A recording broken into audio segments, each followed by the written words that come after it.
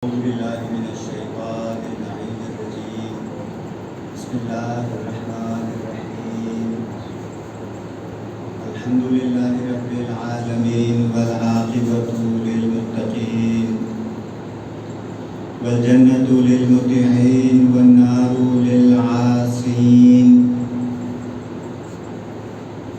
ثم الصلاة والسلام على سيد الأنبياء والمرسلين وحبيب إله العالمين سيدنا ومولانا أبي القاسم محمد اللهم صل على محمد وآل محمد وعلى أهل بيته الطيبين الطاهرين المعصومين المظلومين المنتجبين المنتخبين الذين أذهب الله عنهم الرجس وطهرهم تطهيرا. اللهم صل على محمد وآل محمد ولعنة الله على أعدائهم أجمعين من أول ظلمهم إلى يوم الدين الذين اشتروا الضلالة بالهدى فما ربحت تجارتهم وما كانوا مهتدين. أما بعد فقد قال الله تبارك وتعالى في كتابه المجيد وفرقانه الحميد وهو قوله الحق وهو أصدق الصادقين. بسم الله الرحمن الرحيم. الف لام را کتاب احکمت آیاتہ ثم فصلت من لدن حکیم خبیر. صلوات پڑھیں محمد و آل محمد.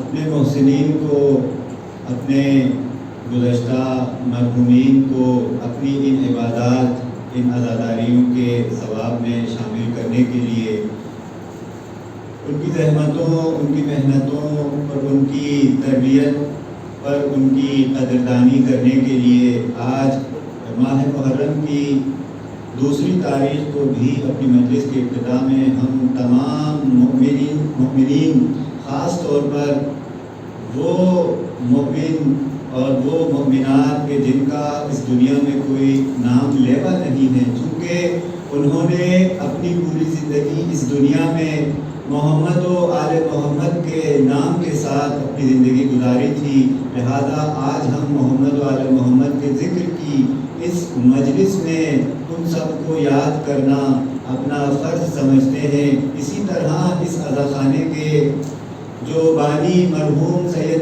کفایت حسین شاہ اور اس خاندان کے دیگر جملہ مرحومین اور یہاں موجود آپ تمام کے مرحومین کے لیے ایک مرتبہ سورہ فاتحہ کی التماس ہے. رحم اللہ من قرأ الفاتحہ. بسم اللہ.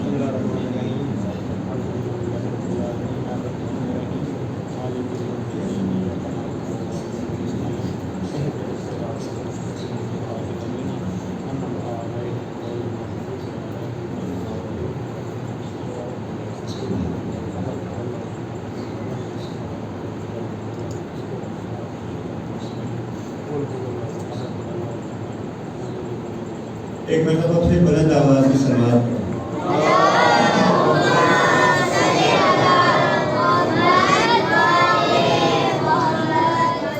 عزیزان محترم، ہماری گفتگو کا سلسلہ کہ جس کا کل آغاز ہوا، ہم نے جس آیت کو سرنامہ کلام بنا کر یہاں تلاوت کیا اس کے ذہن میں کل یہ عرض کیا تھا کہ ہماری گفتگو کا سلسلہ در حقیقت ثقلین کے بارے میں چلے گا کہ جس میں قرآن اور اہل بیت کا تعلق اور رشتہ بیان کرنے کی کوشش کی جائے گی. ساتھ ساتھ ماہ محرم کے عنوان سے ہماری گفتگو کا محور اور مرکز سرکار سید الشہداء علیہ السلام کی ذات گرامی رہے گی. امام حسین کی مرکزیت میں قرآن اور اہل بیت کا مقام اور ان کا رشتہ. ساتھ ساتھ امام حسین علیہ السلام نے خاص طور پر اگرچہ قرآن کی تفسیر کے حوالے سے اور قرآن کے معانی کی وضاحت کے حوالے سے بعض علماء ایک لفظ بھی استعمال کرتے ہیں، علمی حلقوں میں باقاعدہ یہ ایک اصطلاح ہے، اور اس اصطلاح کو تفسیر سے مختلف سمجھا جاتا ہے کہ اس کے معنی کچھ اور بیان کیے جاتے ہیں، کہ جس کو علماء کہتے ہیں تأویل، تفسیر اور تأویل۔ اگرچہ امام حسین علیہ السلام نے اپنی پوری حیات میں قرآن کی تفسیر اور قرآن کی تأویل کے سلسلے میں بہت سارے ارشادات ہمیں ملتے ہیں، امام حسین علیہ السلام کے بہت سارے استشہادات ملتے ہیں۔ استشہاد کسے کہا جاتا ہے؟ اپنی بات کے اوپر گواہ کے طور پر لے کر آنا، دلیل کے طور پر لے کر آنا، یہ امام حسین کی زندگی میں ہمیں بہت زیادہ نظر آتا ہے۔ تأویل کی گفتگو اگر ہو گئی تو ایک نقطہ آپ لوگوں کے ذوق کے مطابق آپ کو اچھا بھی لگے گا، تفصیل تو بیان نہیں کر سکتا، خود قرآن مجید کی وہ آیت، اسی آیت سے ہی علماء نے اس اصطلاح اور اس تعبیر کو لیا ہے، یعنی مسلمانوں میں اس تعبیر کا رائج ہونا وہ قرآن مجید کی اسی آیت کی وجہ سے ہے۔ بہت معروف آیت ہے قرآن مجید کے کہ قرآن کے حوالے سے اللہ تعالیٰ ارشاد فرماتا ہے کہ لا یعلم تأویلہ الا اللہ والراسخون فی العلم۔ اس قرآن کی تأویل، اب اس کے اگر میں عام سے معنی آپ لوگوں کے سامنے پیش کرنا چاہوں تو آپ یہ ہے کہ قرآن کی گہرائیاں، قرآن کے باطن، قرآن میں جو معارف کا بے کراں سمندر ہے اس سے کوئی بھی واقف نہیں ہے سوائے قرآن کو نازل کرنے والے کے، جو کہ الہ رب عالمین ہے، رب العالمین کی ذات کے سوا قرآن کی حقیقت اور قرآن کے باطن سے کوئی بھی واقف نہیں ہے۔ لا یعلم تأویلہ الا اللہ والراسخون فی العلم، اور وہ ہستیاں اور وہ شخصیات کہ جن کو اللہ تعالیٰ نے علم کے اندر راسخ کر دیا ہے۔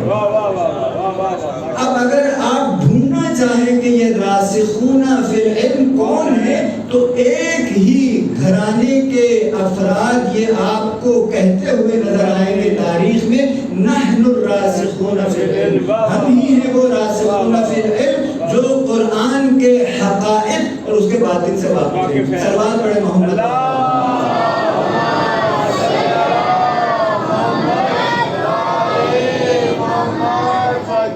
عزیزان محترم، عرض یہ کر رہا تھا کہ امام حسین علیہ السلام نے اپنی زندگی میں مختلف مواقع کے اوپر مختلف مناسبتوں کے دوران قرآن مجید کی آیات سے استشہاد کیا ہے، اور قرآن مجید کی مختلف آیات کی تفسیر بیان کی ہے اور ان کی تأویل بھی بیان کی ہے۔ لیکن ہماری توجہ جو رہے گی، میں نے عرض کیا تھا، یہ سفر اور یہ قیام جو امام حسین علیہ السلام کا مدینے سے شروع ہوا تھا کربلا تک، اس سفر کے دوران اور اس کے بعد عاشور کے بعد جناب سیدہ زینب سلام اللہ علیہا اور امام زین العابدین علیہ السلام نے جو آیات مختلف خطبوں کے دوران اور مختلف مواقع پہ پیش کیے ہیں، ان کو انشاءاللہ اگرچہ ترجمے کی حد تک ہی صحیح آپ لوگوں کو انشاءاللہ پیش کرنے کی کوشش کروں گا۔ موقع اور مناسبت کے اعتبار سے جتنی میری بساط ہے، جتنا میرا علم ہے، اگر ہو سکا تو محمد و آل محمد کے ہی علمی خزانے سے خوشہ چینی کرتے ہوئے کچھ آپ لوگوں کے سامنے رکھنے کی کوشش کروں گا۔ سلوات پڑھیں محمد و آل محمد۔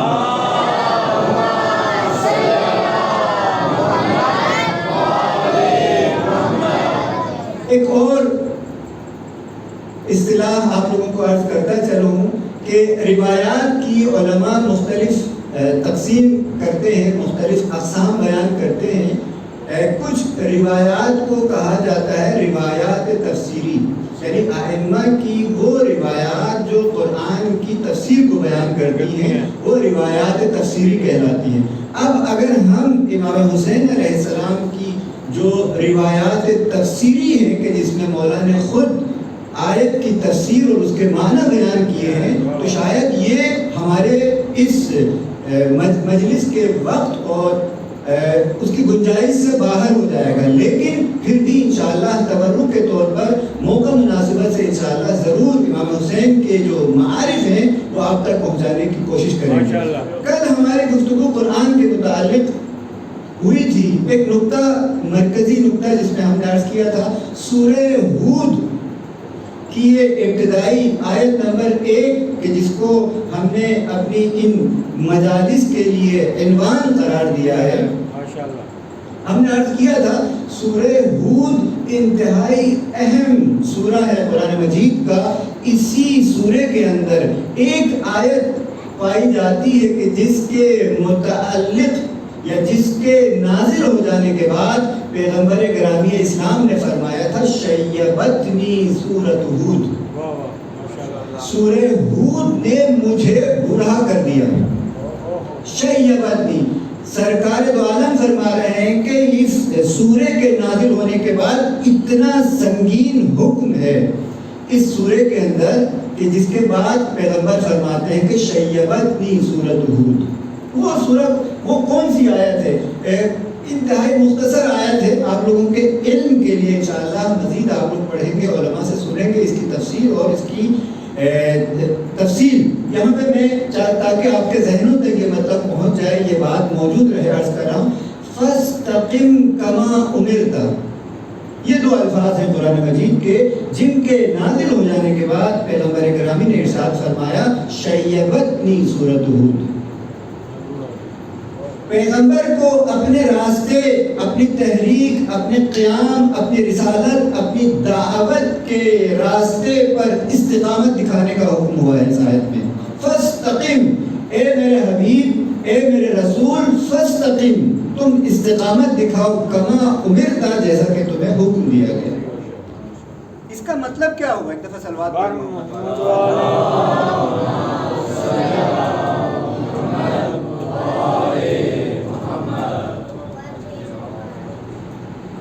نعرہ تکبیر، نعرہ رسالت، آواز بلند نعرہ حیدری، عظمت سید الشہداء بلند در صلوات.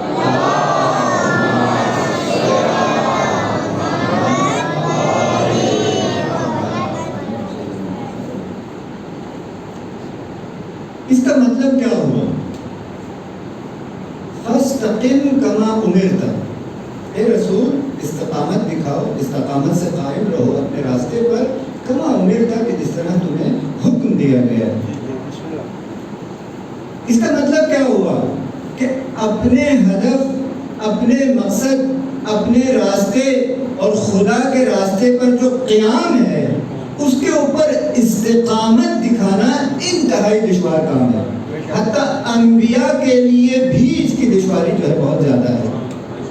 یہیں سے آپ امام حسین علیہ السلام کی عظمت کو بھی سمجھیں. جس دن سے امام حسین علیہ السلام مدینے سے نکلے ہیں، خروج مدینہ سے لے کر ورود کربلا تک، کربلا میں جب وارد ہوئے ہیں اور عصر عاشور کے اس معرکے کے بعد خاندان عصمت کے اوپر پڑنے والے ان مظالم کے بعد جب دربار میں جناب سیدہ یہ فرماتی ہے کہ ما رأیت الا جمیلا، میں نے اس تمام سفر کے دوران اپنے اس بھائی کے مشن میں اور اس مشن کی تکمیل میں اللہ تعالیٰ کی جانب سے سوائے جمال اور خوبصورتی کے کچھ نہیں دیکھا. تو یہاں سے پتہ چلتا ہے کہ جو استقامت کا اور پائیداری کا نمونہ زینب کبریٰ سلام اللہ علیہ نے پیش کیا ہے وہ پوری تاریخ بشریت میں آپ کو کہیں گے. یہ استقامت دکھانا، اپنے مقصد کے اوپر، اپنے ہدف کے اوپر، اپنے ایمان کے اوپر ڈٹے رہنا، یہ وہ کام ہے جو اللہ کے معصوم نبیوں کو بھی بوڑھا کر دیتا ہے، ان کو پیر کر دیتا ہے، بڑھاپے کے آثار ان کے اوپر آ جاتے ہیں۔ تو لہذا یہاں سے عظمت کردار زینبی کو سمجھنے کی ضرورت ہے۔ صلوات پڑھے محمد والے محمد۔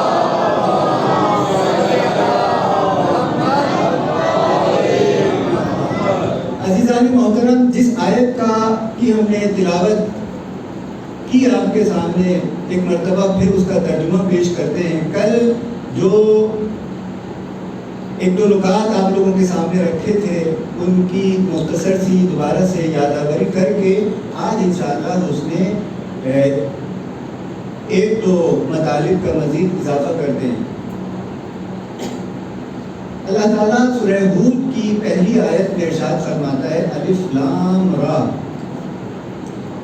کتاب احکمت آیاتہ، قرآن ایسی کتاب ہے کہ جس کی آیات انتہائی مضبوط کر دی گئی ہے، احکمت جن کو مستحکم اور مضبوط بنایا گیا ہے، ثم فصلت، اور اس کے بعد ان قرآن کی آیات کو تفصیل سے بیان کیا گیا ہے، من لدن حکیم خبیر، یہ قرآن مجید کی آیات کا استحکام اور تفصیل دونوں ہی من لدن حکیم خبیر، ایک ایسی ہستی کی جانب سے ہے جو کہ حکمت والا ہے اور خبر رکھنے والا ہے۔ خبیر کے معنی کل میں نے آپ لوگوں سے عرض کیے تھے کہ کسی بھی چیز کی انتہائی زیادہ باریکیوں سے واقف، خبرہ یا خبرہ اس کو عربی زبان میں کہا جاتا ہے، حکمت والا۔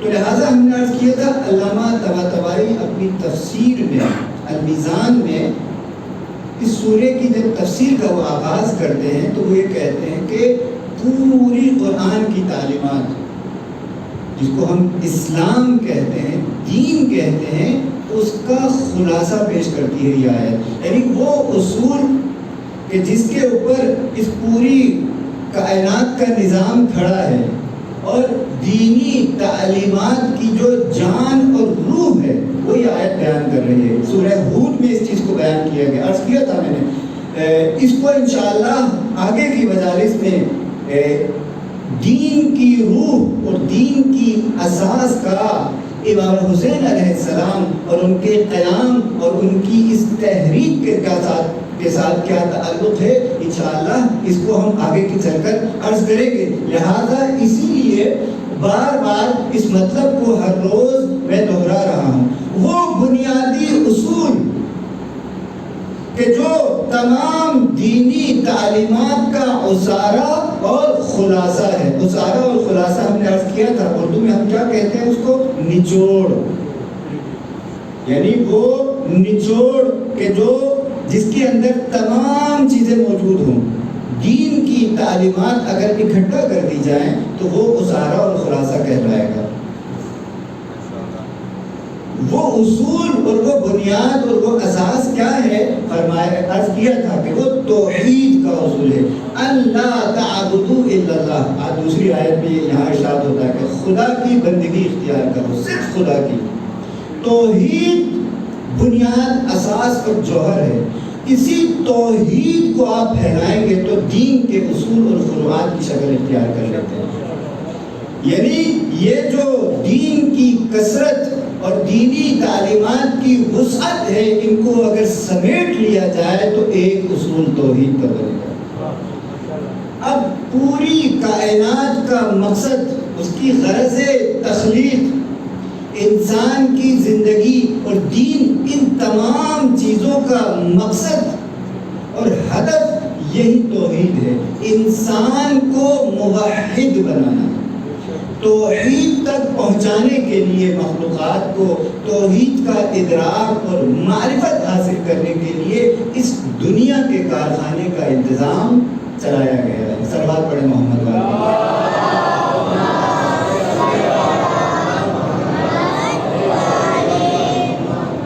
گفتگو مزید ہو سکتی ہے لیکن وقت کی گنجائش کو مد نظر رکھتے ہوئے اور بہت زیادہ ہم اپنے موضوع سے دور نہ ہو جائیں، اپنی گفتگو کو میں آگے بڑھاتا ہوں۔ قرآن کی زبان کے متعلق ہم نے دوسرا نقطہ آپ لوگوں سے عرض کیا تھا کہ زبان کیا ہوتی ہے۔ قرآن کی زبان، عرض کیا تھا کہ زبان لغت کو نہیں کہا جاتا، زبان در حقیقت پیغام کو، اپنے مقصد کو اور اپنے معاف ضمیر کو دوسرے تک پہنچانے کا نام ہے۔ یعنی زبان ایک وسیلہ ہے، ایک ذریعہ ہے کہ جس کے ذریعے سے پیغام پہنچایا جاتا ہے، اپنی بات منتقل کی جاتی ہے، اپنے مطلب کو سمجھایا جاتا ہے۔ اب اس مطلب کو سمجھانے کے لیے، اپنی بات کو پہنچانے کے لیے بعض مرتبہ الفاظ اور آوازوں کا سہارا لیا جاتا ہے، یہ کہلاتی ہے لغت۔ بعض مرتبہ اشاروں کا سہارا لیا جاتا ہے۔ قدرت تکلم سے جو محروم ہوتے ہیں افراد، وہ اشاروں کی زبان میں بات کرتے ہیں۔ یا آپ نے مارکیٹس وغیرہ میں دکانداروں کے اندر دیکھا ہوگا، جب وہ اپنے گاہک کو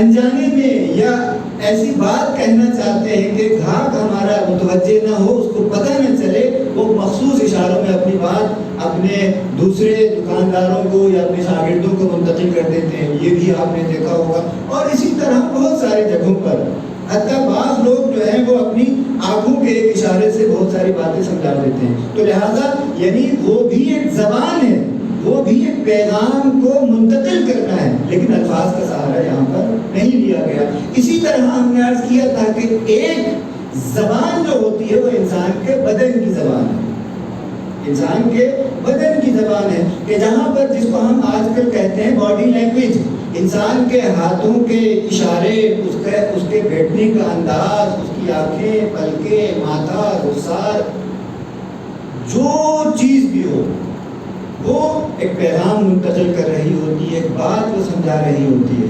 تو لہذا یہ بھی ایک زبان ہے۔ تو اس کا مطلب یہ ہوا کہ زبان صرف اور صرف لغت نہیں ہوتی، یہ اس کا ایک وسیلہ ہے۔ اس کے بعد ہم نے عرض کیا تھا کہ قرآن کی زبان اور قرآن نے جس وسیلے کا انتخاب کیا ہے اپنی بات کو انسانیت تک پہنچانے کے لیے، وہ ہے عربی مبین، بلسان عربی مبین، کہ ہم نے اس کو عربی مبین کا لباس پہنایا ہے۔ وہ وسیلہ اور وہ ذریعہ کہ وہ عربی مبین ہے، اس کے انتخاب کیے جانے کی وجہ، قرآن کے عربی زبان میں ہونے کی بھی وجہ کے بارے میں عرض کیا تھا کہ قرآن کی تعلیمات کے اندر جو گنجائش موجود ہے، جو حقائق سموئے ہوئے ہیں، خداوند عالمین نے تا قیامت انسانوں کی تمام فکری ضرورتوں کی غذا جو اس پیغام کے اندر رکھی ہے، وہ صرف اور صرف عربی زبان میں سموئی جا سکتی تھی۔ دنیا کی کوئی دوسری زبان قرآن کے پیغام کی معنویت اور اس کی گہرائی اور اس کی بلاغت کو پیش نہیں کر سکتی تھی۔ لہذا اللہ تعالیٰ نے عربی زبان کا انتخاب کیا ہے قرآن کے لیے۔ قرآن کی زبان کی ایک اور خصوصیت ہے، ایک اور خصوصیت ہے، جو دوسری زبانیں ہیں وہ جو ہے ان کا ہم نے عرض کیا تھا آؤٹ پٹ اور ان پٹ کا جو سسٹم ہے، ان پٹ ڈیوائسز جو ہیں وہ انسان کے حواس ہیں۔ انسان عام زبانوں کا پیغام وصول کرتا ہے اپنی آنکھ کے ذریعے سے، کان کے ذریعے سے، یا اپنے ہاتھوں کے ذریعے سے لمس کرتا ہے، حواس کے ذریعے سے۔ اب جب یہ پیغام دریافت کرتا ہے تو اس کی جو پروسیسنگ ہے وہ انسان کے فاہمے میں، ذہن کے اندر انجام پاتی ہے، ذہن کے اندر اس کی پروسیسنگ انجام پاتی ہے۔ پھر اس کو ہم انسان کے علم اور اس کی آگہی کا نام دیتے ہیں۔ کچھ جو ہے وہ دوسرے مقامات کی طرف بھی منتقل ہوتے ہیں۔ یعنی یہ جو عام علم ہے، حواس کے ذریعے سے جو علم حاصل ہوتا ہے، اس کی سب سے مین جو اس کا اسٹیشن ہے، جہاں پر وہ جمع ہوتی ہے، جہاں پہ جمع ہو کے رک جاتی ہے، وہ انسان کا ذہن، یا ایک معنی میں جو ہے وہ انسان کی عقل ہے، اس سے آگے نہیں بڑھتی۔ لیکن قرآن جس پیغام کو منتقل کرتا ہے، قرآن جس پیغام کو منتقل کرتا ہے وہ انسان کے حواس کے لیے بھی، وہ انسان کے فاہمے اور اس کے ذہن کے لیے بھی، انسان کی عقل کے لیے بھی مفید اور کارآمد بلکہ بابرکت ہے۔ اس کے ساتھ ساتھ جو ان قرآن کے پیغام کی آخری منزلگاہ ہے کہ جہاں پر قرآن کے پیغام کی پروسیسنگ ہوتی ہے وہ انسان کا قلب اور دل ہے۔ دل، اسی لیے ہم نے کہا تھا قرآن کی زبان ایک ایسی زبان ہونی چاہیے جو یونیورسل ہو، عالمگیر ہو، ایسی زبان ہو کہ جو اس کائنات اور روئے زمین پر بسنے والے ہر انسان بلکہ ہر مخلوق اس کو پیغام کو دریافت کر سکے۔ کالے گورے زمانے، وقت، علاقے اور بولی جانے والی بولیاں، ان چیزوں کا اختلاف قرآن کے پیغام کی ابلاغ رسانی میں مانے نہ ہو، یعنی کوئی ایسی بات مانے نہ ہو کہ انسان یہ نہ کہے کہ مجھے قرآن کا پیغام سمجھ میں نہیں آ رہا، قرآن کیا کہہ رہا ہے یہ میری سمجھ سے باہر ہے، ایسی بات نہیں ہونی چاہیے۔ اسی لیے ہم نے کہا تھا کہ قرآن کی زبان ایسی ہو کہ جو ہر انسان سمجھ سکتا ہے۔ اس کے لیے ہم نے عرض کیا تھا کل آپ سے کہ قرآن نے جس زبان کے ساتھ انسان کے ساتھ گفتگو کی ہے اس زبان کو کہا جاتا ہے فطرت کی زبان۔ روئے زمین پر بسنے والا ہر انسان، تمام زمانوں کے اندر قیامت تک آنے والا ہر انسان قرآن کی بات کو سمجھے گا، قرآن کے پیغام کو دریافت کرے گا۔ اس کو ہم نے کہا تھا یہ قرآن کی عالمگیریت ہے۔ کیوں؟ اس لیے کہ قرآن کی ہدایت عالمگیر ہے۔ ختم نبوت کے بعد کوئی وحی نہیں آنی ہے۔ یہ وحی جو وحی ختمی کی صورت میں ہمیں ملی ہے قیامت تک رہے گی۔ اس سے ہدایت اور نجات کا سلسلہ قیامت تک برقرار رہے گا، تو لہذا اس کی زبان بھی قیامت تک کے انسانوں کو متاثر کر سکے، ان کے دلوں میں اتر سکے۔ لہذا ہم نے کہا کہ قرآن کی زبان جو ہے فطرت ہے، فطرت اللہ التی فطر الناس علیہا۔ اب اس کی مثالیں یا اس کے دلائل جو ہیں وہ آپ یہاں پر بیان نہیں کر سکتے۔ اس کا مطلب کیا ہوگا؟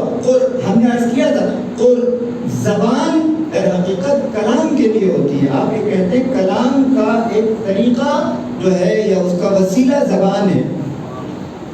کلام اور گفتگو کے اندر کل ہم نے عرض کیا تھا کہ دو چیزیں ہوتی ہیں، حتیٰ خود کلامی کے اندر بھی جب انسان اپنی ذات سے گفتگو کرتا ہے، کلام کرتا ہے، تو وہاں پر بھی خود اور یعنی میں اور خود یہ کہا جاتا ہے، میں خود سے ہم کلامی کر رہا ہوں، یعنی ایک چیز کو فرض کرتا ہے میں، ایک میں کا وجود ہے اور دوسرا خود، ایک خود کا وجود ہے۔ جب تک دو چیزیں نہ ہو کلام جو ہے اس کے کوئی معنی نہیں ہوں گے۔ تو ہم نے عرض کیا تھا کہ قرآن بھی جب کلام کرتا ہے تو اس کا ایک مخاطب ہے، پیغام کو دریافت کرنے والا بھی ہونا چاہیے۔ اب وہ قرآن کا مخاطب ہم نے عرض کیا تھا کہ انسان کی فطرت ہے، فطرت انسان کی، یہ وہ زبان ہے جو ہر انسان سمجھتا ہے، یہ وہ پیغام ہے کہ جو ہر انسان جس کو سمجھتا ہے اور درک کرتا ہے۔ سلوات پڑھے محمد والے محمد۔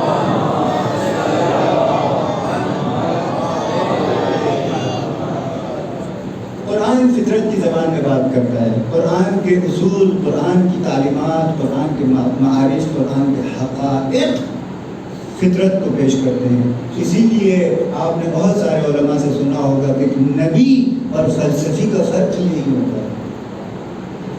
نبی اپنی نبوت میں کامیاب کیوں ہوتا ہے؟ کیونکہ اس کا سروکار انسانوں کی فطرت کے ساتھ ہے، جبکہ فلسفی جو ہے وہ اس کا تعلق زیادہ سے زیادہ انسان کے ذہن اور اس کے معقولات کے ساتھ ہوتا ہے۔ انسان جس چیز کو قبول کرتا ہے وہ اس کا زیادہ تر تعلق دل کے ساتھ ہوتا ہے، خاص طور پر وہ چیز کہ جس کو انسان اپنے لیے عمل کے لیے انتخاب کرتا ہے، عمل کے کے انتخاب کے لیے جب تک انسان کا دل اس کے ساتھ نہ ہو، انسان عمل کرنا اس کے لیے مشکل ہوتا ہے۔ انبیاء کے قافلے میں آپ کو انتہائی سادہ لوگ بھی ملیں گے اور وہاں پر بہت زیادہ بڑے بڑے فلسفی بھی ملیں گے۔ انبیاء دونوں ہی قسم کے افراد کو ایک ہی طرح سے تربیت کر سکتے ہیں۔ آپ میں اگر یہاں پر تعلیم کے شعبے سے منسلک اگر افراد بیٹھے ہوں تو ان کو معلوم ہے وہ انسان جو کہ پرائمری کے یا پرائمری سے پہلے کے بھی بچوں کو جو پڑھاتے ہیں، وہ خواتین وہ مرد، اگر ان کو کالج اور یونیورسٹی کے بچے اگر دے دیے جائیں تو وہ کہیں گے یہ ہمارے بس کا کام نہیں ہے۔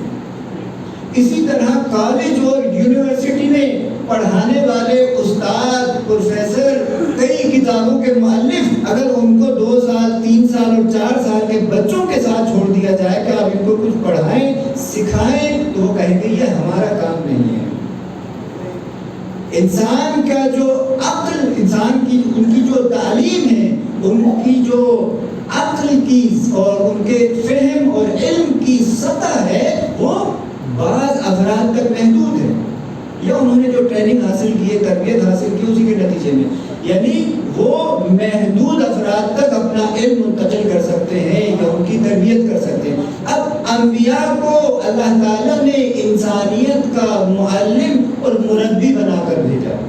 انبیاء انسانوں کے تمام طبقات اور تمام اصناف میں برابر طور پر کیوں کامیاب ہوئے؟ سوال ہونا چاہیے نا، انبیاء کے اندر کیا خصوصیت ہے جو انبیاء کی تعلیمات اور ان کے انداز اور ان کی تبلیغ کو دنیا کے دوسرے اساتذہ سے ممتاز بناتا ہے؟ بلکہ استادی اور تدریس اور علم سکھانے کا گر انبیاء نے انسانوں کو سکھایا ہے۔ اس کی وجہ کیا ہے؟ وجہ یہی ہے کہ اللہ تعالیٰ نے انبیاء علیہ السلام کو انسانوں کی فطرت سے مانوس کیا ہوا تھا، فطرت کا علم دیا ہوا تھا کہ یہ انسان اور اس کی فطرت یہ ہے۔ اب انسان کی فطرت کو اگر جھنجھوڑا جائے، انسان کی فطرت کو اگر مخاطب بنایا جائے تو وہ تحریک، وہ قیام اور وہ پیغام عالمی ہو جاتا ہے۔ سلوات پڑھیں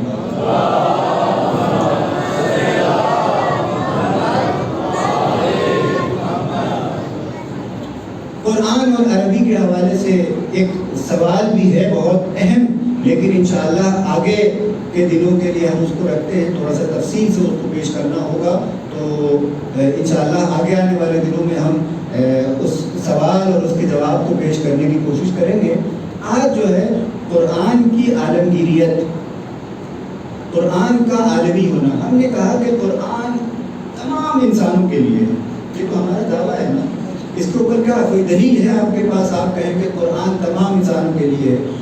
بہت سارے لوگ آج کی دنیا میں، حتیٰ ہمارے اسی پاکستان کے معاشرے میں لوگ جو ہے وہ بعض مرتبہ میڈیا کے اوپر یا دوسرے مقامات کے اوپر، سوشل میڈیا میں تو فراوانی ہے، بھرے پڑے ہوئے ہیں، دوسرے جو مستند جو ابلاغیاتی مراکز ہیں وہاں پر بھی آگے بعض لوگ حتیٰ یہ جسارت اور جرأت کرتے ہیں کہ قرآن جو ہے خاص زمانے اور خاص ماحول، خاص لوگوں کے لیے نازل ہوا تھا، یہ ایک خاص زمانے کے لیے تھا، خاص لوگوں کے لیے تھا، اسی لیے اس نے اس زمانے کی تشبیہات اور اس زمانے میں استعمال ہونے والے کلمات اور اسی زمانے کے اندر استعمال ہونے والے مفاہیم کا سہارا لیا ہے۔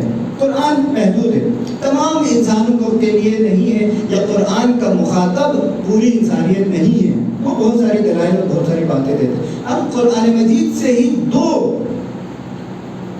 اصولوں کو میں صرف عنوان کے طور پہ یہاں پہ عرض کر دیتا ہوں، دلیل جو ہے اس کی تفصیل یہاں پہ بیان کرنے کا موقع نہیں ہے، 2 چیزیں صرف عرض کرتا ہوں۔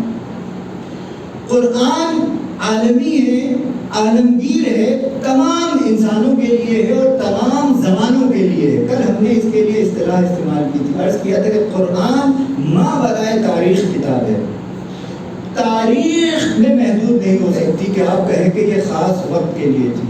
اسی طرح قرآن ما برائے زمان و مکان کتاب ہے، تمام خطوں کے لیے، تمام علاقوں کے لیے، ہر جگہ جو ہے قرآن کا مخاطب اور قرآن کا پیغام سب کے لیے. دو دلائل میں آپ لوگوں کے سامنے صرف ایمان کا میں عرض کر دیتا ہوں. آیات اور اس کی تفسیر انشاءاللہ آپ لوگ علماء سے سنیں یا اپنے مطالعات میں اس کو دیکھیں. پہلی چیز، قرآن مجید نے جس چیز کی دعوت دی ہے، ترغیب دلائی ہے تمام انسانوں کو، جس کو ہم کیا کہتے ہیں، تفکر اور تدبر. تفکر اور تدبر کی دعوت دی ہے. دعوت عام ہے انسانیت کے لیے، نہ فقط دعوت دی ہے بلکہ تفکر اور تدبر کے استعمال نہ کرنے پر قرآن مجید نے انسانوں کی سرزنش بھی کی ہے، توبیخ بھی کی ہے. افلا یتدبرون القرآن ام علی قلوب اثقالها. یہ قرآن کے اندر تدبر کیوں نہیں کرتے؟ یہ ایک طرح سے کھلی دعوت عام ہے. تمام انسان آئے قرآن کے اندر تدبر اور تفکر سے کام لیں. اگر تدبر اور تفکر سے کام نہ لیں تو اس کا مطلب ہے کہ وہ اپنی فطرت کو کھو چکے ہیں. ام علی قلوب اثقالها. ہم نے بتایا تھا کہ فطرت کا محل اور مقام انسان کے وجود میں اس کا قلب اور دل ہے. اگر دلوں کے اوپر تالے پڑ جائیں تو گویا اس کی فطرت مر جاتی ہے. فطرت مر جاتی ہے یعنی اس کے وجود سے انسانیت جو ہے نکل جاتی ہے. انسانیت اس کی فطرت کے ساتھ ہے. تو لہذا اگر کسی کے پاس فطرت ہے تو وہ قرآن میں تدبر کر کے اس کے پیغام کو سمجھ سکتا ہے. یہ کھلی دعوت ہے قرآن مجید کی تمام انسانوں کے لیے. دوسری چیز جس کو علماء علوم قرآن کی اصطلاح میں تحدی کہا جاتا ہے. تحدی، تحدید عربی زبان میں کہا جاتا ہے ایک طرح سے چیلنج کرنے کو. قرآن نے چیلنج کیا ہے تمام لوگوں کو، نہ فقط انسانوں کو، روئے زمین کے تمام انسانوں اور جنوں کو چیلنج کیا ہے. قل لئن اجتمعت الانس والجن، کہ اگر اس روئے زمین کے جن اور انسان جمع ہو جائیں کہ وہ قرآن کی مانند کوئی کتاب لے کر آئیں تو وہ نہیں لے کے آ سکتے. وَلَوْ كَانَ بَعْضُهُمْ لِبَعْضٍ ظَهِيرًا لَا يَأْتُونَ بِمِثْلِهِ. کہ قرآن کے مثل کوئی کتاب نہیں لے کے آ سکتے اگرچہ جن اور انسان ایک دوسرے کی مدد بھی کریں. یعنی آج کل کی دنیا میں ہم قرآن کی تعلیمات کی روح سے، انبیاء کی تعلیمات کی روح سے جن کی حقیقت کے قائل ہیں، اس کے وجود کے قائل ہیں. اب یہاں سے آپ یہ پتہ چلتا ہے کہ جنوں میں اور انسانوں میں تعلق بھی برقرار ہو سکتا ہے، ایک دوسرے کی مدد بھی کر سکتے ہیں. جیسے جیسے علم ترقی کرے گا، یہ دنیا آگے بڑھے گی تو انسانوں کا جنوں کے ساتھ تعلق بھی بڑھ جائے گا. یہ ایک اس کا حاشیے میں، اس کے ذہن میں نکتہ تھا، اس کی تفصیل انشاءاللہ آپ علماء سے پوچھیں. قرآن مجید کہتا ہے کہ اگر انسانوں اور انسان اور جن آپس میں ایک دوسرے کی مدد کر لیں، ایک دوسرے کے مددگار بھی بن جائیں تو قرآن کی جیسی کوئی کتاب نہیں لے کے آ سکتے. یہ چیلنج ہے قرآن مجید کا تمام لوگوں کے لیے، لے کر آئیں. اور یہ چیلنج باقی ہے قیامت کے دن تک. یہ چیلنج صرف عرب کے لوگوں کے لیے نہیں تھا، پاکستان کے لوگوں کے لیے نہیں ہے، ایران کے لوگوں کے لیے نہیں ہے، امریکہ کے لوگوں کے لیے نہیں ہے، بلکہ پوری انسانیت کے لیے. چاہے وہ انسان اس کرۂ ارض کے اوپر زندگی گزارے، چاہے وہ مریخ پہ چلا جائے، کہکشانوں میں چلا جائے، کہیں پر بھی چلا جائے، قرآن کی جیسی کوئی کتاب نہیں لا سکتا. تو یہ قرآن کا چیلنج جب تک باقی ہے پوری انسانیت کے اوپر قرآن کی تعلیمات اور قرآن کا پیغام محیط رہے گا. صلوات پڑھیں محمد علیہ. ایک بار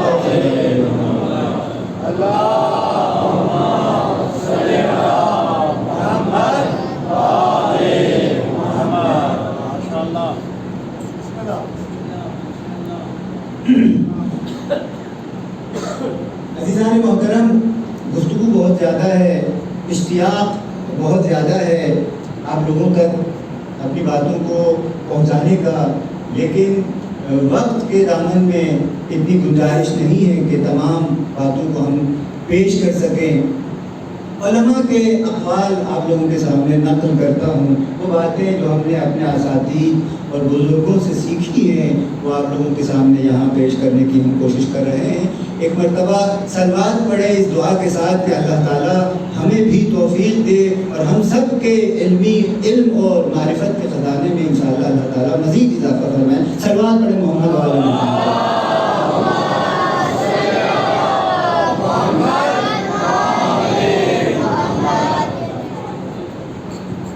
آج میرا ارادہ یہ تھا کہ حدیث ثقلین کے اوپر تھوڑی سی میں گفتگو کروں، کیونکہ ہم نے قرآن اور اہل بیت اور قرآن اور امام حسین علیہ السلام کے متعلق گفتگو کرنی ہے، لیکن اس کو انشاءاللہ آپ اس کو بھی ہم اب مجبور ہیں کہ آئندہ کے دنوں میں اس کے متعلق گفتگو کریں۔ کل عرض کیا تھا قرآن کا پیغام، قرآن مجسم ممثل، یعنی وہ لفظ جس کو آپ کہتے ہیں قرآن ناطق،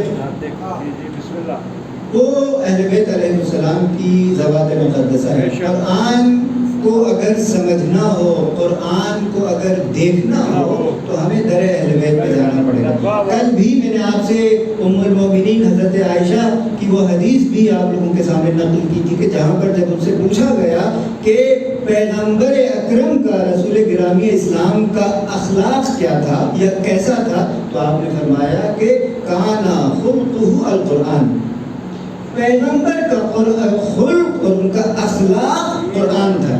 اگر تمہیں پیغمبر کے اخلاق کو دیکھنا ہو تو آپ قرآن کو دیکھیں، یعنی پیغمبر اکرم صلی اللہ علیہ وآلہ وسلم کی ذات گرامی، ان کا کردار اور ان کی شخصیت مجسم قرآن ہے، مجسم قرآن تھی۔ تو لہذا اہل بیت علیہ السلام کو ہم قرآن مجسم سمجھتے ہیں، قرآن ناطق سمجھتے ہیں۔ اس عنوان سے قرآن کی تفسیر، قرآن کی تعویل اور قرآن کی تشریح کے لیے ہم محمد و آل محمد کے کردار، ان کی سیرت اور ان کے رفتار کو دیکھتے ہیں۔ جو انہوں نے کہا، جو انہوں نے بولا، جو انہوں نے عمل کیا، وہی قرآن ہے، وہی قرآن ہے۔ اس عنوان سے حدیث ثقلین کو سامنے اپنے مد نظر رکھ کر آج میں کچھ گفتگو کرنا چاہ رہا تھا۔ انشاءاللہ وہ اگلے دنوں میں، آنے والے دنوں میں ہم اس کے متعلق پیش کریں گے۔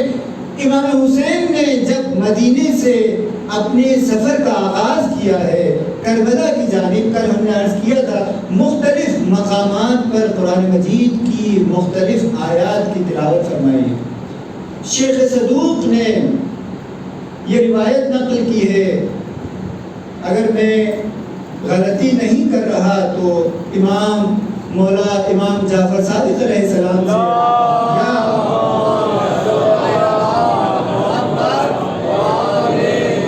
یا مولا امام رضا علیہ السلام سے یہ روایت ہے کہ جب مولا مدینے سے نکلے ہیں، آپ کو معلوم ہے کہ 28 رجب کو سید الشہداء مدینے سے نکلے ہیں اور حج کو ادھورا چھوڑ کر مکہ سے پھر کربلا کی جانب عازم سفر ہوئے۔ جب مکہ سے امام خارج ہوئے ہیں اور کربلا کی طرف جب نکلے ہیں، ایک منزل میں راستے میں شیخ صدوق نے یہ روایت کی ہے کہ ایک جگہ جنوں کا اور فرشتوں کا ایک پورا گروہ امام کی خدمت میں حاضر ہوتا ہے۔ یہ ہمارے لیے انتہائی عام اور معمولی سی بات ہے کہ امام اور معصوم کی خدمت میں فرشتے اور جن حاضر ہوتے تھے۔ بہت سارے جن اور فرشتے حاضر ہوئے امام کی خدمت میں۔ عرض کیا مولا ہم آپ کے شیعہ ہیں اور ہم آپ کے پیروکاروں میں سے ہیں، آپ ہمیں حکم فرمائیں، آپ کے تمام دشمنوں کو ہم نیست و نابود کر دیتے ہیں۔ کل میں نے عرض کیا تھا کہ کچھ لوگ کہتے ہیں کہ امام حسین علیہ السلام موت کے خوف سے مکے سے خارج ہوئے، تو ان کے لیے کل بھی ہم نے عرض کیا تھا کہ زمین و آسمان کی دیدہ اور نادیدہ قوتوں اور طاقتوں کے مالک کبھی موت سے نہیں ڈرتے. زمین اور آسمان کی دیدہ اور نادیدہ طبیعی اور ماورائے طبیعی قوتوں کے مالک حسین کسی موت سے نہیں ڈرتے، بلکہ موت کے استقبال کے لیے کربلا کی جانب نکلے تھے. جنہوں نے اور فرشتوں نے امام حسین سے عرض کیا کہ مولا آپ ہمیں حکم دیں کہ ہم آپ کے دشمنوں کو نیست و نابود کر دیں، تو امام نے جو ان کے جواب میں قرآن مجید کی 3 آیات کی تلاوت فرمائی، سورہ نساء، سورہ آل عمران اور سورہ انفال. ان 3 سورتوں کی ایک آیت ہے، مختصر سی 3 آیتیں ہیں، ان کی تلاوت فرمائی اپنی جواب کے دوران. مولا نے فرمایا جنہوں کو ایک تو ان کے لیے سب سے پہلے دعا کی کہ آپ ہمارے پیروکاروں میں سے ہیں، ہمارے ماننے والوں میں سے ہیں، ہمارے چاہنے والوں میں سے ہیں، لیکن اگر تم ان لوگوں کو ختم کر دو گے، ہمارے دشمنوں کو، تو اس امت اور اس مخلوق کا امتحان کس کے ذریعے سے ہوگا؟ اسی لیے آپ کہتے ہیں کہ امام حسین میزان ہیں، ترازو ہیں حق اور باطل کا. لوگوں کی آزمائش، امت اور مخلوقات کی آزمائش اور امتحان ہوا ہے امام حسین علیہ السلام کی ذات گرامی سے. البتہ یہ خصوصیت اللہ کے تمام نمائندوں میں، تمام حجت الہی مخلوقات اور امتوں کا امتحان کا ذریعہ ہوا کرتی تھی. ان کے ذریعے سے امتحان لیا جاتا ہے مخلوقات کا. جو ان کے ساتھ ہوا اس کو اللہ کی بارگاہ میں تقرب اور بلندی عطا ہوتی ہے، جو ان سے دور ہوا وہ جہنم کی گھاٹیوں کی طرف چلا جاتا ہے، پستیوں کی طرف جو ہے وہ چلا جاتا ہے. حق اور باطل کا میزان ہے امام حسین. امام حسین نے فرمایا کہ اگر ان کو تم لوگ مار دو گے تو اس امت کا، اس مخلوق کا امتحان کیسے ہوگا؟ اور اگر ہمارے دشمنوں کو مار دیا گیا تو وہ جگہ، وہ مقام کہ جو ہماری شہادت کے لیے معین اور مشخص ہے، وہاں پر پہنچ جائے گا. اس کے بعد امام حسین نے وہ پہلی آیت تلاوت فرمایا کہ اینما کنتم یدرککم الموت ولو کنتم فی بروج مشیدہ، کہ موت خدا کی جانب سے حتمی ہے، یقینی ہے، ہر کسی کو موت آنی ہے. کہیں پر بھی چلے جاؤ تم لوگ، یدرککم الموت، موت تم لوگوں کو آ کر پکڑ لے گی. ولو کنتم فی بروج مشیدہ، اگرچہ تم مستحکم ایوانوں کے اندر، قلعوں کے اندر اور محلوں کے اندر چھپ جاؤ، کہیں پر بھی رہو گے موت تمہیں آ کر پکڑ لے گی. اسی طرح امام نے فرمایا. اس کے بعد دوسری آیت سلوات پڑھیں محمد.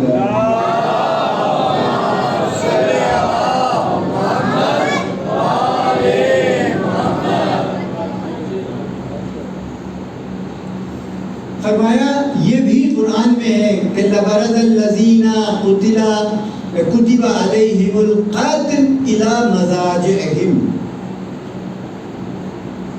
اس آیت کا سیاق جو ہے بیان کرنے والا ہے. سورہ احد کو جب بیان کیا گیا ہے ان آیتوں کے درمیان یہ والی آیت ہے. جنگ احد کا جو ماجرا ہے اس میں اس آیت کو پیش کیا گیا ہے.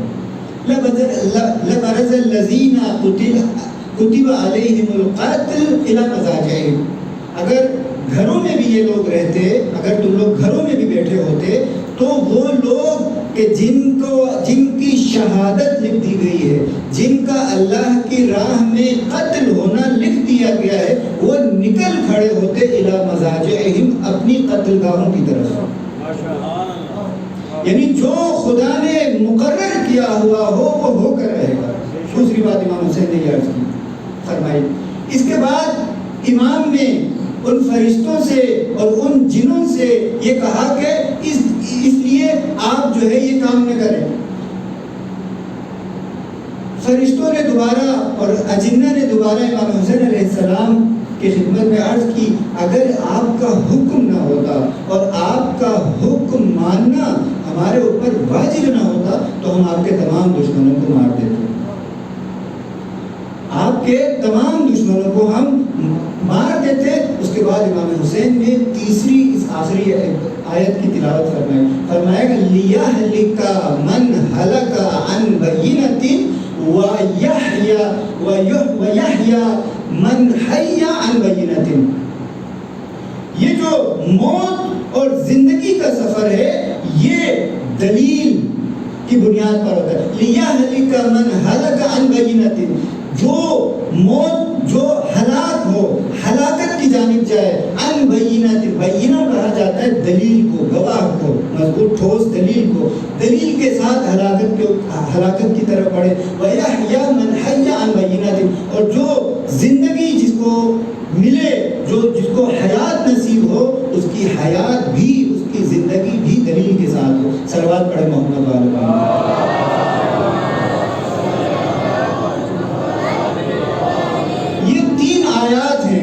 یہ تین آیات ہیں جن کی تلاوت فرمائی ہے امام حسین علیہ السلام نے مکے سے خارج ہوتے ہوئے، مکے سے نکلتے ہوئے. ان تین آیات کی تلاوت فرمائی ہے. ان کی بہت زیادہ میں عرض نہیں کرتا ہوں، ایک نقطہ میں عرض کرتا چلوں. صرف یہاں پہ دیکھیں امام حسین علیہ السلام اپنی موت سے اور اپنے اس قیام کے میں آنے والے جو حالات تھے ان سے باخبر اور واقف تھے. یہ جو آیت امام نے پیش کی ہے اس کا مطلب یہ ہے کہ آپ کو پتا تھا، معلوم تھا کہ آپ کس جانب بڑھ رہے ہیں. الی مضاجعہم، وہ اپنی قتل گاہوں کی طرف جا رہے ہیں. امام کو معلوم تھا اس طرف جا رہے ہیں. تیسری جو آخری آیت ہے وہ امام کے ساتھ دینے والوں کی معرفت اور بصیرت کو ظاہر کرتی ہے. یعنی جس کو ہم کہتے ہیں کہ کربلا کے شہداء اس کائنات کے برگزیدہ ترین افراد تھے. یہ ایسے افراد تھے، ایسی شخصیات تھی کہ جن کی نظیر اور جن کی مثال پوری تاریخ انسانیت میں نہیں ملتی. امام حسین نے ناز کیا ہے، فخر کیا ہے، کہا ہے کہ میرے اصحاب، جو اصحاب مجھے ملے ہیں وہ نہ میرے نانا کو ایسے اصحاب ملے تھے، نہ میرے بابا کو ایسے اصحاب ملے تھے، اور نہ میرے بھائی کو ایسے اصحاب ملے تھے. لِيَهْلِكَ مَنْ هَلَكَ عَنْ بَيِّنَةٍ وَيَحْيَى مَنْ حَيَّ عَنْ بَيِّنَةٍ. بینہ دلیل کس بات کی طرف اشارہ کرتا ہے؟ انسان کی معرفت، اس کے شعور اور اس کی آگاہی کو بیان کرتا ہے. امام حسین کے ساتھ شامل ہونے والے شعور اور بصیرت کا نمونہ تھے. وہ موت کی جانب جو ہے بصیرت کے ساتھ، شعور اور آگاہی کے ساتھ بڑھے تھے.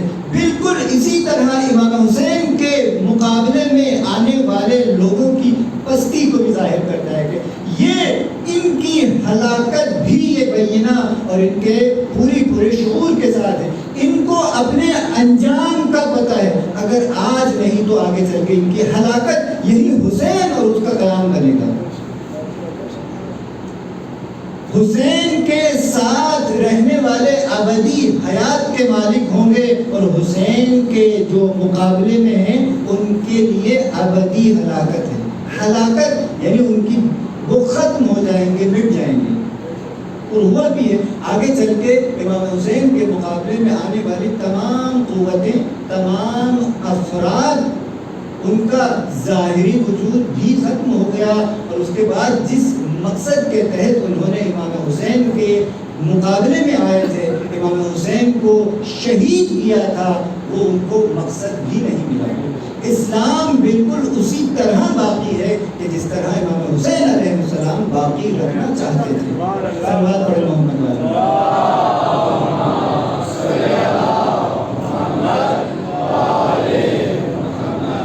دوسری محرم ہے، ورود مدینہ، ورود کربلا کے مسائل پڑھے جاتے ہیں. کربلا میں وارد ہونے کے، ہجرت کی بات آئی ہے، گھر سے نکلنے کی بات ہے، کہیں کسی مقام اور کسی جگہ پر پہنچنے کی بات ہے.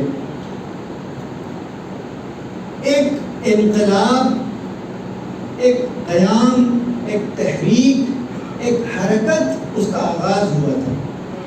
مدینہ اور کربلا، مدینہ اور مکہ، یہ جو دو مقامات ہیں تاریخ اسلام میں، دو بڑی ہجرتیں ہوئی ہیں۔ کس کی خاطر؟ اسلام کو بچانے کے لیے، اللہ کے دین کو قائم کرنے کے لیے پہلی ہجرت اور پہلی حرکت خود پیغمبر گرامی اسلام کی ذات نے کی تھی۔ مکے سے مدینے گئے تھے خدا کے دین کو محفوظ رکھنے کے لیے۔ یہ جو ہجرت انجام پائی تھی، رات کے اندھیرے میں انجام پائی تھی اور لوگوں سے چھپ کر انجام پائی تھی۔ دوسری ہجرت اسلام کو بچانے کے لیے، ہم اس کو کہتے ہیں معکوس، برعکس ہجرت، برعکس حرکت۔ پہلی حرکت مکے سے مدینے کی جانب تھی، دوسری حرکت اور ہجرت جو ہے وہ مدینے سے مکے کی جانب ہے۔ دونوں کا مقصد ہے کہ یہاں پر بھی امام حسین علیہ السلام اسلام کو بچانے کے لیے، خدا کے دین کی پاسداری اور حفاظت کے لیے اپنے نانا کا اقدام دہرا رہے ہیں دوبارہ، لیکن معکوس حالت میں دہرا رہے ہیں اور دہرائے۔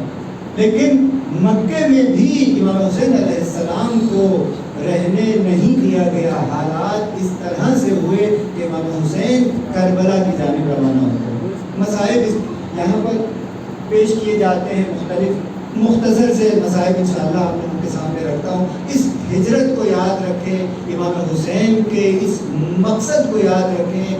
یہاں پہ بہت سارے اقوال ہیں امام حسین کے، مختلف مقامات پر آپ کے ارشادات ہیں جو اسی بات کو بتاتے ہیں۔ وہی حرکت جو میرے نانا نے شروع کی تھی، میرے نانا نے جو کام شروع کیا تھا، میں بھی اسی کام کو پائے تکمیل تک پہنچانے کے لیے جا رہا ہوں۔ کربلا کے نزدیک جب پہنچتے ہیں امام حسین، ایک مرتبہ روایات کے یہ الفاظ ہیں، امام کی سواری نے چلنے سے انکار کر دیا۔ مختلف تعداد بیان ہوئی ہے روایتوں میں کہ کئی سواریاں مولا نے تبدیل کی کہ آگے بڑھیں، لیکن سواری آگے نہیں بڑھی۔ امام نے پوچھا، سوال کیا کہ یہ کون سی جگہ ہے؟ کسی نے کہا یا ابن رسول اللہ، اے فرزند رسول، اس جگہ کا نام غازریہ ہے۔ پھر فرمایا کہ آیا اس جگہ کا کوئی دوسرا نام بھی ہے؟ تو کہنے والے نے کہا کہ اس جگہ کا نام نینوا ہے۔ امام نے فرمایا اس جگہ کا کوئی دوسرا نام بھی ہے؟ تو کہنے والے نے کہا مولا اس سرزمین کو، اس جگہ کو کربلا بھی کہتے ہیں۔ یہ سننا تھا کہ امام حسین نے کہا کہ یہ ھذا موضع کرب و بلا، یہ سرزمین کرب اور بلا کی سرزمین ہے۔ یہ سرزمین، اس کے بعد اپنے قافلے والوں کو، اپنے ساتھ افراد کو، گھر والوں کو سب سے کہا کہ اپنی سواریوں سے اتر جائیں، یہاں پر ہمارا قیام ہوگا، یہیں پر ہمارا پڑاؤ ہوگا، محط رحالنا، ہماری سواریوں کے اترنے کا مقام یہی ہے، وہ مسفک دمائنا، ہمارے خون بہائے جانے کی جگہ یہی ہے، اور یہی وہ جگہ ہے کہ جہاں سے ہمارے گھر والوں کو، ہماری مخدرات کو اسیر بنایا جائے گا، وہ محل قبورنا، یہی کربلا کی وہ سرزمین ہے کہ جہاں پر ہماری قبریں بنائی جائیں گی۔ امام حسین فرماتے ہیں یہ بات مجھے میرے جد رسول اللہ نے بتائی ہے کہ حسین تمہاری قبر اسی کربلا میں ہوگی۔ امام حسین کا جو میں نے واقعہ فرشتوں اور جنوں کے ساتھ آپ لوگوں کے سامنے عرض کیا، اس حدیث کے اندر مولا نے جنوں سے اور فرشتوں سے یہ بھی فرمایا تھا کہ مجھے کربلا کی جانب جانے سے نہ روکو، مجھے اپنے مضجع اور قتل گاہ کی طرف جانے سے نہ روکو، کیونکہ جب اللہ تعالیٰ نے اس زمین کو بچھایا تھا، اس زمین کی جب خلقت فرمائی تھی تو اس جگہ کو ہمارے لیے انتخاب کر لیا تھا۔ روز اول سے اس زمین کا انتخاب حسین کے لیے کیا تھا خدا نے۔ امام حسین فرماتے یہاں پر ہماری قبور ہوگی، ہمارے شیعوں کی اور ہمارے پیروکاروں کی پناہ گاہ یہ سرزمین کربلا بنے گی۔ سرزمین ان کی مختلگاہ ہوگی. فرمایا کہ تمام یہاں پر پڑاؤ ڈال دیا جائے. ایک مرتبہ امام حسین کی زبان مبارک سے کچھ اشعار صادر ہوئے. ان اشعاروں کو اور ان اشعار کے مضامین کا سننا تھا کہ جناب زینب کبریٰ سراسیمہ پریشانی کی حالت میں اپنے بھائی کی جانب دوڑتی ہیں. عجیب الفاظ ہیں روایت کے عزیزان محترم. روایت میں ہے کہ زینب کبریٰ نے یہ اشعار کے سننے کے بعد سراسیمہ اپنے بھائی کی جانب دوڑ لگا دی. روایت کے یہ الفاظ ہیں کہ بے مغنا سیدہ بھائی کی جانب بڑھ رہی تھی اور ان کی چادر زمین میں کھچی چلی جا رہی تھی. انتہائی پریشانی کی حالت میں زینب بھائی کے پاس پہنچتی ہے اور اپنے غم کو، اپنے خوف کو، اپنے اندیشے کو بیان کرتی ہے. ایک مرتبہ زینب کو جب یقین ہو جاتا ہے بھائی کی باتوں سے کہ یہاں پر حسین کو شہید کر دیا جائے گا، ایک مرتبہ زینب پر قیامت ٹوٹ پڑتی ہے. عزیزان محترم، روایت کے یہ الفاظ ہیں خرت مغشیۃ علیہا. ایک مرتبہ زینب زمین پر گرتی ہے، زمین پر گر کر بے ہوش ہو جاتی ہے. یہ وہ عزیزان محترم یہی کربلا میں وارد ہوتے ہی، داخل ہوتے ہی بیویوں کی جانب سے واہ حسینہ واہ محمدہ واہ علیہ کی صدائیں بلند ہوئی. مخدرات عصمت دوسری محرم سے ہی امام حسین کے لیے روتی رہی. ایک مرتبہ امام حسین نے بیویوں کو جمع کیا، مخدرات کو جمع کیا، جمع کر کے کہا اے میری بہن زینب، اے میری بہن ام کلثوم، میری بچیوں رباب، دیکھو جب میں مار دیا جاؤں، جب مجھے آدھا شہید کر دیں تو دیکھو اپنے گریبان چاک نہ کرنا، اپنے چہرے کو نہ پیٹنا اور کوئی ایسی بات اپنے منہ سے نہ نکالنا جو خدا اور اس کے رسول کو پسند نہ ہو. ایک مرتبہ یہ بیویوں کا یہ سننا تھا، کوہرام مچتا رہا. میں امام حسین سے عرض کروں گا مولا آپ بیویوں کو صبر کی تلقین فرما رہے ہیں، ان کو اپنے چہروں پر تماچے مارنے سے منع فرما رہے ہیں. مولا بیویوں نے آپ کی بات کی لاج رکھی، مولا بہادری سے تمام مصائب کو برداشت کیا، لیکن ظالموں نے مولا آپ کے بچوں پر تماچے برسائے، آپ کی بیویوں سے چادریں چھینی. بے مغنا و صادر میدان کربلا میں سب بیویوں کو جمع کیا.